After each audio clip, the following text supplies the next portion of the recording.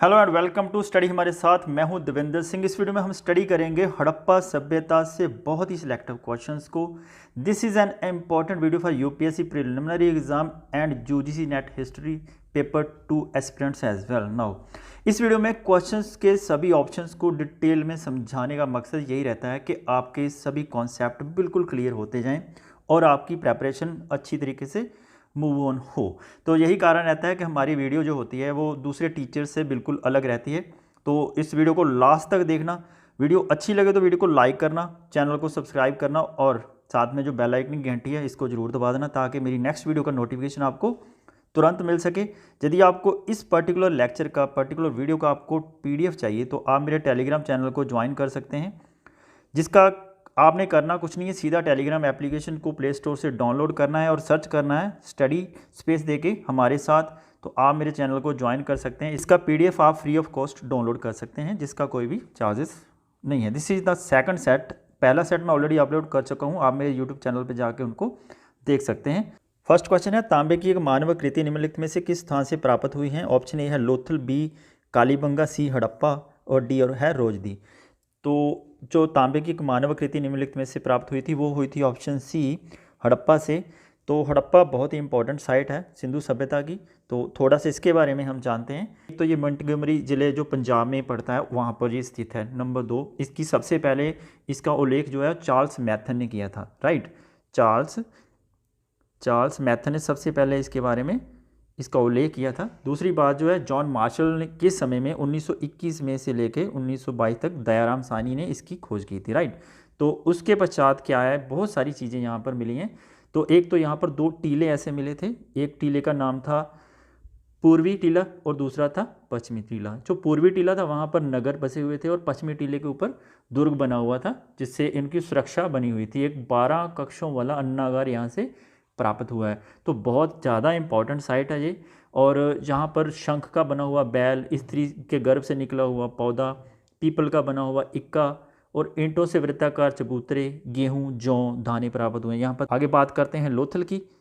तो लोथल गुजरात के अहमदाबाद ज़िले में भोगवा नदी के किनारे पर स्थित है। राइट, तो ये भी याद रखना, भोगवा नदी के किनारे पर स्थित है। क्वेश्चन अक्सर पूछा जाता है इससे। इसकी खोज की थी SR राव ने। राइट, इसकी खोज की थी किसने? SR राव। तो दूसरी बात, जो इसकी खोज हुई थी 1955 में। तो इसके जो इंपॉर्टेंट चीज़ें यहाँ मिली थी, एक तो कोई इसका पूर्वी टीला नहीं था। राइट, इस एक बात तो याद रखना, कोई भी पूर्वी टीला लोथल में नहीं मिला बिल्कुल। और एक टीला मिला था, उसी के सारा पूरा ये एरिया था ना लोथल का, ये घिरा हुआ था। यहाँ पर जितने भी भवन थे ना, उनके दरवाजे और खिड़कियाँ दूसरे स्थलों से विपरीत खुलती थी। मतलब यह है कि सड़कों की तरफ खुलती थी। ये याद रख लेना, लोथल की ये एक काफ़ी ज़्यादा विशेषता है कि यहाँ पर जितने दरवाजे और खिड़कियाँ खुलती थी वो सड़कों की तरफ खुलती थी। राइट, आगे बात करते हैं कालीबंगा की। कालीबंगा बहुत इंपॉर्टेंट साइट है और इसके बारे में आपको पता होना चाहिए। यह राजस्थान के गंगानगर ज़िले में पड़ता है। नंबर 1 बात तो, जिस सरस्वती नदी के किनारे पर है, सरस्वती नदी के किनारे पर ये स्थित है। तो इसकी खोज की थी 1951 में अमलानंद घोष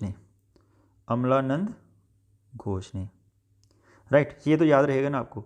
और उसके बाद इससे जो इम्पॉर्टेंट चीज़ें मिली थी, एक यहाँ पर पश्चिमी और पूर्वी टीले दोनों अलग अलग प्राचीर से घिरे हुए थे। राइट, पश्चिमी और पूर्वी टीला दोनों अलग अलग थे। हैं, पहला पश्चिमी, दूसरे में तो एक ही टीला था। इसमें पश्चिमी और पूर्वी दोनों टीले थे, दोनों अलग अलग थे। यहाँ पर मकान कच्ची ईंटों से बनाए गए थे और जो नालियाँ थी ना यहाँ पर कालीबंगा की, ये जो नालियाँ पक्की ईंटों का प्रयोग किया गया था यहाँ पर। राइट, और एक बहुत इंपॉर्टेंट है, कालीबंगा से एक क्वेश्चन अक्सर पूछा जाता है। तो यूते हुए खेत का जो साक्ष्य मिला है वो कालीबंगा से ही मिला है। तो यूते हुए खेत का जो साक्ष्य कहाँ मिला? कालीबंगा से।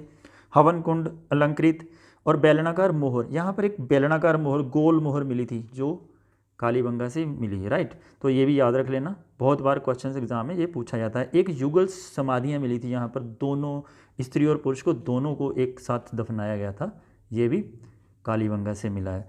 तो जहाँ पर एक और चीज़ होती थी कि जो इंसान मर जाता था उसका संस्कार भी करते थे, उसकी विधियाँ, समाधिकरण जो होता था वो भी, दाह संस्कार भी यहाँ पर ही प्रचलित था। कालीबंगा इसीलिए बहुत इंपॉर्टेंट है। कालीबंगा को एक और नाम से जाना, यहाँ चूड़ियाँ बनाने का कारखाना था। काली बैंगन, ब्लैक बैंगल्स होती हैं जो काली चूड़ियाँ होती हैं, तो उसी के कारण इसका नाम कालीबंगा रखा गया था। तो यहाँ कहते हैं ना, जब कालीबंगा का जिसको डिस्ट्रॉय हुआ था कालीबंगा, तो भूकंप के आने से इसकी जो ख़त्म होने के जो कारण बताए जाते हैं, जो हमारे पुरातत्वविद हैं जो ये बताते हैं कि ये भूकंप आने से ये वाली जो साइट है ये ख़त्म हो गई थी। यहाँ पर एक खेत के साथ 2 फसलों के उगाए जाने का साक्ष्य भी मिलता है। तो ये भी एक कॉन्सेप्ट है, आप याद रखना। तो 2 फसलों को उगाए जाने का जो साक्ष्य है वो कहाँ मिलता है? कालीबंगा से, राइट। ऑप्शन डी रोजदी, तो ये गुजरात में सौराष्ट्र ज़िले में पड़ता है, गुजरात के सौराष्ट्र ज़िले में पड़ता है ये वाला, राइट। इसको याद रख लेना। रोजदी एक साइट है जो बहुत इंपॉर्टेंट साइट है सिंधु सभ्यता की। एक तो ये याद रखना कि यहाँ प्राप्त जो मृद भांड थे वो लाल और काले चमकदार थे, ये क्वेश्चन पूछा जाता है, ठीक है। तो रोजदी से हाथी के अवशेष प्राप्त हुए हैं, ये एक बहुत ज़्यादा इंपॉर्टेंट चीज़ है। यहाँ पर हाथी के जो अवशेष है ना वो रोजदी से ही प्राप्त हुए हैं। इसके बारे में एग्ज़ाम में अक्सर मिलान के लिए पूछा जाता है, कई बार हाथी का दे दिया जाता है और मिलान के लिए पूछ लिया जाता है। यहाँ पर आपको इस क्वेश्चन से इतनी जानकारी मिल जाती है। सेकंड क्वेश्चन है, मोहनजोदड़ो से प्राप्त प्रसिद्ध नर्तकी की मूर्ति निम्न में से किस प्रजाति से संबंधित है? ऑप्शन ए है आद एस्ट्रोलाइट, तो यह सिंधु क्षेत्र में आने वाली प्रथम प्रजाति मानी जाती है, राइट। एक तो ये याद रखिए, सबसे पहले जो सिंधु घाटी की सभ्यता में आने वाली प्रजाति थी वो थे आद एस्ट्रोलाइट्स, और मोहनजोदड़ो से जो प्राप्त नर्तकी की पहचान इसी से की जाती है। ये तो क्वेश्चन का आंसर हो गया। ऑप्शन बी है मंगोलाइट, मोहनजोदड़ो से एक पुजारी की मूर्ति मिली है, राइट। ये याद रख लेना, ये पुजारी की मूर्ति जो पुजारी करते पूजा करने वाले होते हैं ना, पुजारी की मूर्ति जो मोहनजोदड़ो से मिली है वो मंगोलाइट प्रजाति की थी, ये भी याद रखना। ये मिलान में अक्सर आ जाता है। तो आगे आता है ऑप्शन 3 भूमध्य सागरीय, जिसे हम मेडिटेरियन भी कहते हैं। इसका संबंध जो है ना ये द्रविड़ जाति से था, राइट। ये याद रख लेना, द्रविड़ जाति से इसका संबंध माना जाता है, ठीक है। मोहनजोदड़ो की जो संख्या है वो मैक्सिमम, जो आज तक के जितने भी इतिहासकार हुए हैं उन्होंने ये बताई है कि जो भूमध्य सागरीय लोग थे वो ही वहाँ के निवास करते थे, राइट। तो जो अल्पाइन है ये लास्ट में आने वाली प्रजाति थी। तो इनके बारे में एक राइटर हैं इरफान हबीब, उन्होंने इनके बारे में बताया है कि यहाँ पर जो मैक्सिमम लोग रहते थे वो गाँव में रहते थे, और गाँव में रहने वाले लोगों की संख्या जो वो 15 गुना नगर के लोगों से ज़्यादा थी, राइट। तो इसकी आबादी का मैक्सिमम उन्होंने अंदाज़ा ये लगाया कि यहाँ पर 40 लाख लोग निवास करते थे। यहाँ पर आपको इतनी जानकारी मिल जाती है। थर्ड क्वेश्चन है, निम्नलिखित में से कौन भारत में प्राप्त सबसे बड़ा हड़प्पीय स्थल है? Option A Banawali, B Kalibangan, C Lothal, या डी राखीगढ़ी। ये जो आप पिक्चर देख रहे हैं ना ये राखीगढ़ी की है। तो भारत में जो प्राप्त सबसे बड़ा हड़प्पीय स्थल था वो था राखीगढ़ी। तो राखीगढ़ी सरस्वती नदी के तट पर पड़ने वाला ये शहर है, तो ये हरियाणा के जींद में पड़ता है। एक तो ये याद रखना राखीगढ़ी कहाँ पर स्थित है, ये हरियाणा में है, मिलान में पूछा जाता है। और इसकी खोज 1969 में सूरजभान ने की थी, राइट। तो ये हड़प्पा का सबसे जो भारत में पड़ने वाला स्थल है, सबसे बड़ा स्थल राखीगढ़ी है। तो यहाँ से प्राप्त कुछ चीज़ें आपको मिली थी वो भी आपको याद रखना। एक तो यहाँ पर जितनी मोहरें मिली थी उसके ऊपर कुछ भी उत्कीर्णीय नहीं था, राइट। एक चीज़ तो ये याद रखो कि मोहरें बिल्कुल खाली थी, उस पर कुछ भी नहीं था, वो मोहरें मिली थी हमें राखीगढ़ी से। और यहाँ पर जितने भी मृद भांड मिले हैं उनके ऊपर जो उल्लेख है वो खुदे हुए भी लेख मिले हैं, एक चीज़ तो ये याद रखना। और दूसरी यहाँ पर एक है टेराकोटा से बने हुए पहिए मिले हैं, छकड़ा गाड़ी मिली है, झुंझुना मिला था वहाँ पर एक, और बच्चों के द्वारा खेलने वाला कुछ सामान भी यहाँ मिला है। यहाँ पर एक जो बहुत ज़्यादा इंपॉर्टेंट चीज़ है वो मणके बनाने वाली यहाँ कार्यशाला मिली थी, फैक्ट्री मिली थी मणके बनाने वाली, तो वो भी राखीगढ़ी से ही प्राप्त हुई थी। और एक चीज़ और याद रखना, यहाँ पर लकड़ी का ताबूत भी मिला था राखीगढ़ी से, राइट। वहीं बात करते हैं बनावली की, तो बनावली हरियाणा के हिसार ज़िले में रंगोई नदी के तट पर पड़ता है। इसकी खोज की थी, इसका उत्खनन किया था आर.एस. बिष्ट ने, ठीक है, आर.एस. बिष्ट ने इसका खोज किया था। यहाँ पर तीनों चीज़ें ऐसी मिली हैं जहाँ से ये पता चलता है कि यहाँ पर पड़ाक हड़प्पीय लोग भी रहते थे, विकसित भी रहते थे, उसके बाद वाले भी यहाँ पर रहते थे। तो यहाँ पर एक और महत्वपूर्ण साक्ष्य जो मिलते हैं, मिट्टी का हल मिलता है। एक इम्पॉर्टेंट चीज़ बनावली से ये मिलती है कि यहाँ पर रसोई घर हर घर में मिलता था, और इसके बारे में कहा जाता है कि बनावली समृद्धों का शहर था। यहाँ पर जो लोग रहते थे काफ़ी ज़्यादा समृद्ध लोग थे, तो बनावली काफ़ी इंपॉर्टेंट साइट है। वहीं बात करें लोथल की, बहुत इंपॉर्टेंट साइट है लोथल के बारे में, ये गुजरात में पड़ती है, राइट। गुजरात के ये भोगवा नदी, ये याद रख लेना, भोगवा नदी के किनारे पर ये बसा हुआ इंपॉर्टेंट शहर है। तो इसकी खोज की थी 1954 में आर.एस. राव ने, ठीक है, एक ये याद रखना। इसका उत्खनन भी इन्होंने किया था, RS राव ने ही। इसकी जो विशेषता है लोथल की, वो ये है कि लोथल एक बस्ती ऐसी थी, एक ही रक्षा प्राचीर से घिरी हुई थी, पूरा का पूरा एक ही एरिया था जिसके और कोई रक्षा प्राचीर इसकी नहीं थी। ये लोथल के बारे में अक्सर एक मिलान के लिए या फिर कॉन्सेप्ट बना के जिसमें असर्शन के दौर पर भी पूछा जाता है। तो ये याद रखना कि ये एक ही प्राचीर से घिरा हुआ स्थल था। जैसे कि व्यापारिक स्थल माना जाता है इसे, मोहनजोदड़ो के साथ इसके बहुत ही घनिष्ठ संबंध माने जाते हैं। ठीक है, यहाँ पर बंदरगाह भी मिली थी। तो बंदरगाह क्योंकि ये व्यापारिक स्थल होने के कारण समुद्री रास्ता लगता था, भोगवा नदी लगती थी, जिसके कारण इसके व्यापारिक संबंध नदी के रास्ते किए जाते थे। राइट, तो ये याद रखना। यहाँ पर वृत्ताकार एक चतुर्भुजाकार अग्निवेदी भी पाई गई है। क्वेश्चन में पूछा जाता है कि चतुर्भुजा आकार की जो अग्निवेदी कहाँ से पाई गई है, वो भी लोथल से ही पाई गई है। तो 3 युग्म शवाधान बहुत इंपॉर्टेंट है।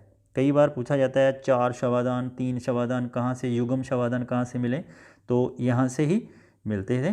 जो 3 युग्म शवाधान मिले हैं वो लोथल से मिले हैं। और लोथल से एक तांबे की मूर्ति मिली है। तो इसे हम यदि कहें कि ये बत्तख या फिर खरगोश या फिर कुत्ता, 3 चीज़ें यहाँ पर ये भी याद रख लेना, बत्तख, खरगोश, कुत्ता और वृषभ की ये मूर्तियाँ लोथल से ही मिली हैं। राइट, कालीबंगा पड़ता है राजस्थान में। ठीक है, राजस्थान में इसकी खोज की थी अमलानंद घोष ने। अमलानंद घोष, ये याद रख लेना ज़रूरी है क्योंकि इसके बारे में पूछा जाता है कि इसकी खोज किसने की थी। तो इसका उत्खनन बाद में किसने किया था कालीबंगा का, ये किया था बीबी लाल ने। ठीक है, तो बीबी लाल ने इसको बाद में, और इनके साथ एक और इनके साथी हुआ करते थे जो VK थापड़, उनका भी नाम साथ में याद रख लेना, VK थापड़, वो भी इनके साथ ही थे उन उत्खनन करने में। इसकी कुछ विशेषताएं ऐसी हैं क्योंकि इसको सैंधव सभ्यता की तीसरी राजधानी कहा जाता है। क्वेश्चन अक्सर पूछा जाता है कि सैंधव सभ्यता की तीसरी राजधानी कौन थी, वो थी कालीबंगा। तो कालीबंगा को चूड़ियों का निर्माण करने के लिए यहाँ पर कारखाने मिले हैं, ये इसी के कारण इसका नाम कालीबंगा रखा गया था। आयताकार यज्ञ वेदियाँ मिली थी कितनी, 7, ये भी याद रख लेना। 7 आयताकार यज्ञ वेदियाँ कहाँ से मिली, कालीबंगा से। और यहाँ पर पीछे मैंने बताया ना कि 3 युगल शवाधान लोथल से मिले, यहाँ से 1 युगल शवाधान मिला था। यहाँ आदमी और औरत दोनों को एक साथ दफनाया गया था। और कालीबंगा से शवों की अंत्येष्टि जिसे हम संस्कार करते हैं ना, तीनों विधियों का पता भी यहाँ से ही चलता है। राइट, तो यहाँ एक बात याद रख लेना कि कालीबंगा ख़त्म कैसे हुआ था। जो हमारे इतिहासकार हैं वो क्या बताते हैं इसके बारे में, ये इसके ऊपर बाढ़ आई थी या बीमारी फैली थी, लेकिन ऐसा कुछ नहीं था। ये कालीबंगा के बारे में बताया जाता है कि ये भूकंप के आने से ये डिस्ट्रॉय हो गया था। राइट, यहाँ पर आपको इतनी जानकारी मिल जाती है। और एक इंपॉर्टेंट चीज़ आपको बताऊँ कालीबंगा के बारे में, यहाँ पर ऊँट की हड्डियाँ भी मिली थी। राइट, पूछा जाता है कि ऊँट की हड्डियाँ कहाँ से मिली थी, वो भी कालीबंगा से। राइट, यहाँ पर इतनी जानकारी आपको मिल जाती है। अगला क्वेश्चन है, 4th क्वेश्चन है, हड़प्पा संस्कृति के निम्नलिखित में से कौन से स्थल हरियाणा में स्थित हैं। तो 4 ऑप्शन हैं, एक है बनावली, दूसरा कालीबंगा, तीसरा राखीगढ़ी, चौथा ऑप्शन है रोपड़। तो बनावली पड़ती है हरियाणा के हिसार ज़िले में, रंगोई नदी के तट पर ये बसा हुआ शहर है। और वहीं बात करें राखीगढ़ी की, राखीगढ़ी भी हरियाणा में पड़ती है, ये है जींद डिस्ट्रिक्ट में। कालीबंगा पड़ता है राजस्थान में, राजस्थान के गंगानगर ज़िले में है ये, तो ये याद रख लेना। उसके बाद ये रोपड़ है, रोपड़ तो पड़ता है पंजाब में। तो यहाँ पर मिलान में हरियाणा में पूछी गई जो 2 चीज़ें, एक तो है बनावली, दूसरा है राखीगढ़ी, ये दोनों ऑप्शन है सी में, यहाँ पर right option C. 5th question है, अधोलिखित में कौन सैंधवपुरा स्थल महानगर माना जाता है। बहुत इंपॉर्टेंट क्वेश्चन है। 4 ऑप्शन हैं, चान्हूदाड़ो, रोपड़, सुरकोटड़ा और राखीगढ़ी। यदि यहाँ पूछा जाता कि भारत में पाया जाने वाला सबसे बड़ा महानगर कौन सा है, तो आंसर होता राखीगढ़ी। यहाँ पूछा गया सैंधवपुरा स्थल से, जो सारी की सारी सैंधवपुरा स्थल के महानगर माना जाता था वो था चन्हूदाड़ो। तो चन्हूदाड़ो के बारे में आपको थोड़ा सा बता देता हूँ। ये सिंधु नदी के तट पर बसा हुआ शहर है। ठीक है, ये याद रख लेना, चन्हूदाड़ो सिंधु नदी के तट पर स्थित है। और इसकी खोज की थी NG मजूमदार ने। ठीक है, NG मजूमदार कब की थी, 1931 में। तो उत्खनन इसका किसने किया था, 1935 में इसका उत्खनन किया था मैके ने। ठीक है, तो ये भी याद रख लेना, इसका उत्खनन करने वाले थे मैके। और इसके बारे में कहा जाता है कि चन्हूदाड़ो एक औद्योगिक शहर था। और एक चीज़ इसके बारे में पूछी जाती है चन्हूदाड़ो के बारे में कि ऐसी साइट बताइए कि जिसकी किलेबंदी नहीं की गई थी, वो थी चन्हूदाड़ो की। इसकी कोई भी किलेबंदी नहीं की गई थी। एक यहाँ पर मिला था मणके बनाने वाला कारखाना, ये भी इसकी काफ़ी ज़्यादा विशेषता रही है। तो बहुत सारी ऐसी चीज़ें और मिली थी जो आपको पता होनी चाहिए। चनहुदाड़ो के कारीगर कुशल थे, इस बात की पुष्टि इससे हो जाती है कि यहाँ पर शीप, मनके, अस्थि तथा मुद्रा बनाने का ये केंद्र था, राइट। 6th क्वेश्चन है, निम्नलिखित में से कौन सी विशेषता सिंधु घाटी की सभ्यता को विश्व की अन्य समकालीन सभ्यताओं से विशिष्ट बनाती है? तो आपने यदि पढ़ा होगा, ऑप्शन ए है धार्मिक विश्वास, दूसरा नगरीय योजना, तीसरा कृषि का विकास, फोर्थ ऑप्शन है राजतंत्र का विकास। तो जो सिंधु घाटी की सभ्यता की सबसे ज़्यादा विशेषता थी वो आपको पता होना चाहिए। यहाँ नगरीय योजना बहुत ही ज़्यादा प्रफुल्लित थी। यहाँ पर ऑप्शन बी इसका राइट आंसर है। 7th क्वेश्चन है, मलेरिया का प्राचीनतम साक्ष्य मिलता है? Option A Mohenjodaro, B option Harappa, C Kalibangan, D Lothal. दोस्तों मोहनजोदड़ो सिंध में लरकाना ज़िले में पड़ता है, राइट, इसको ये याद रखना। सिंध में लरकाना ज़िला जो आजकल पाकिस्तान में है, तो यहाँ पर ये बसा हुआ शहर है। एक बात इसकी ये याद रखना, ये सिंधु नदी के तट पर बसा हुआ शहर है, राइट। राखलदास बनर्जी ने इसकी खोज की थी। इसका उत्खनन किया था 1922 से लेकर 1927 तक, वो भी राखलदास बनर्जी ने ही इसका किया था। इनके साथ इसके जो साथी थे जॉन मार्शल, वो भी इनके साथी थे, और एक थे इनके साथ मैके, उन्होंने भी इसका उत्खनन लास्ट में बाद में किया था। तो इसका कुछ उपनाम भी थे, मऊओं का आटा जिसे हम मृतकों का टीला कहते हैं, स्तूपों का शहर, रेगिस्तान का बगीचा। तो ये 3-4 इसकी उपनाम भी मोहनजोदड़ो के माने जाते हैं। तो यहाँ से संबंधित कुछ महत्वपूर्ण जो साक्ष्य मिले थे वो ऐसे थे कि एक तो यहाँ पर चांदी की मोहर मिली थी, जो आप लोगों को पता होगा, जिससे ये पता चलता था कि जो हड़प्पा ये लोग थे वो चांदी का प्रयोग भी करते थे। तो यहाँ पर मलेरिया की प्राचीनतम साक्ष्य कहाँ से मिले? वो भी यहाँ से मिले, ये क्वेश्चन में जो पूछा गया है। 8th क्वेश्चन है, समाधि R37 किस स्थल से संबंधित है? बहुत बार एग्जाम में ये पूछा जा चुका क्वेश्चन है। चनहुदड़ो, हड़प्पा, कालीबंगा, लोथल, सभी साइट के बारे में आपको मैं पीछे क्वेश्चन में बता चुका हूँ। और समाधि R7 जो मिली थी वो मिली थी ऑप्शन बी हड़प्पा से। 9th क्वेश्चन है, निम्नलिखित हड़प्पीय स्थलों में से कहाँ से मजदूरों के मकानों के अवशेष प्राप्त हुए हैं? Option A Harappa, B option Chanhudaro, C option Rangpur, D option है रोपड़। जो हड़प्पीय स्थलों से मजदूरों के मकानों के अवशेष प्राप्त हुए हैं वो सबसे ज़्यादा हुए हैं ऑप्शन ए हड़प्पा से। यहाँ पर ऑप्शन ए इसका राइट आंसर है। तो हड़प्पा और चनहुदाड़ो के बारे में आपको रोपड़ के बारे में बता चुका हूँ। यहाँ बात करते हैं रंगपुर की। तो जो रंगपुर शहर था ये हड़प्पीय स्थल काफ़ी इम्पोर्टेंट स्थल है, और ये अहमदाबाद ज़िले में स्थित है। अहमदाबाद गुजरात में, ये याद रख लेना, गुजरात के डिस्ट्रिक्ट अहमदाबाद में ये स्थित है। तो यहाँ पर 1931 में इसकी खुदाई की थी MS वत्से ने, ये भी याद रखना, MS वत्से ने। और 1953 में दोबारा से इसकी खुदाई दूसरे ने की थी, उनका नाम था SR राव, ठीक है, ये भी याद रख लेना, SR राव, इन्होंने इसकी खुदाई की थी। ये सैंधव संस्कृति के बारे में कहा जाता है कि जो रंगपुर है, जैसे सैंधव संस्कृति खत्म होने वाली थी उसके साक्ष्य जो मिलते हैं वो रंगपुर से ही मिलते हैं। इसके बारे में एक चीज़ याद रखना, यहाँ कोई भी मातृ देवी की या फिर कोई भी मुद्रा का साक्ष्य नहीं मिलता है रंगपुर से, ऐसी कोई मुद्राएं यहाँ नहीं मिली हैं। यहाँ जो मिला है वो है धान की भूसी का ढेर, कच्ची ईंटों का दुर्ग, नालियाँ, मृदभांड और पत्थर के फलक आदि जो वो मिले हैं यहाँ पर। तो यहाँ इतनी आपको यहाँ से जानकारी मिल जाती है। 10th क्वेश्चन है, निम्नलिखित हड़प्पाकालीन स्थलों में से किसमें नाली के निर्माण में लकड़ी का प्रयोग किया गया था? मैंने पीछे क्वेश्चन में आपको समझाया था। ऑप्शन ए है Lothal, B Rakhigarhi, C Kalibangan, D Alamgirpur. तो इसका राइट ऑप्शन है option C Kalibangan. 11th question है, कहाँ से प्राप्त मोहरों पर सुमेरियन नावों का चित्रांकन मिलता है? ऑप्शन ए है लोथल, बी मोहनजोदाड़ो, सी हड़प्पा, डी ऑप्शन है राखीगढ़ी। जो सुमेरियन नावों का चित्रांकन मिलता है वो मिलता है मोहनजोदाड़ो से, ऑप्शन बी इसका आंसर है। 12th क्वेश्चन है, किस हड़प्पाई स्थल से एक मानव अस्थि पंजर के निकट एक बकरे का अस्थि पंजर प्राप्त हुआ है? बहुत इंपॉर्टेंट क्वेश्चन है, बहुत बार एग्जाम में पूछा जा चुका है कि बकरे का अस्थि पंजर मानव की अस्थि पंजर के साथ कौन से स्थल से प्राप्त हुआ था? Option A Lothal, B Kalibangan, C Harappa, या डी ऑप्शन है मोहनजोदड़ो। ऑप्शन ए लोथल से जो बकरे के अस्थि पंजर मानव के साथ दफनाए हुए मिले थे। 13th क्वेश्चन है, हड़प्पा संस्कृति के विध्वंस के लिए आर्य आक्रमण के सिद्धांत का प्रतिपादन किसने किया था? Option A John Marshall, B Martin Wheeler, C BB Lal, और या डी ऑप्शन है BK थापड़।